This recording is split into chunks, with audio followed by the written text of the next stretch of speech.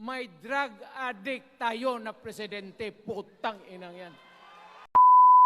Mr. President, Ma'am Lisa Araneta Marcos, hindi ninyo ako kalaban. Alam mo, iniiwasan ko ito. Itong panahon na ito talaga ang iniwasan ko kasi mapipilitan ako ngayon magsalita laban ng mga tao sa gobyerno. Mr. President, hindi ako maghingi ng tawad. Kagawan mo yan eh. It is your responsibilities sa sarili mo. What you do in this world binds you. Iyo yan. Huwag mong sisihin ang ibang tao kasi sarili mong utak at katawan yan. Nung ako'y mayor, pinakitaan ako ng evidence ng PDEA.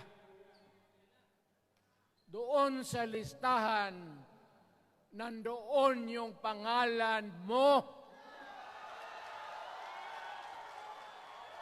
Ayaw kong sabihin yan kasi magkaibigan tayo. Kung hindi magkaibigan, magkakilala. Eh, ikaw pumapasok kayo ng alanganin. There is always a time for everything. May panahon na ikaw ay sikat. Sa ayaw mo at sa hindi, may panahon ka talagang bababa dyan sa Malacanang. Demokrasya tayo, Mr. President. Huwag mong kalimutan na isang term ka lang pagkatapos bababa ka na. Pag ayaw mong bumaba, utang ina magkagulo ang bayan, sabihin ko sa inyo. Mr. President, hintayin mo yung 6 year, kalimutan mo na yung kay Romualdez kasi yan ang magpahamak sa iyo. At maraming magagalit sa iyo, pati na ang militar. I am calling now the armed forces and the PNP. Protect the Constitution. Trabaho ninyo yan. Huwag ninyong kalimutan. Kami, inyong dapat, you should worry about the nation.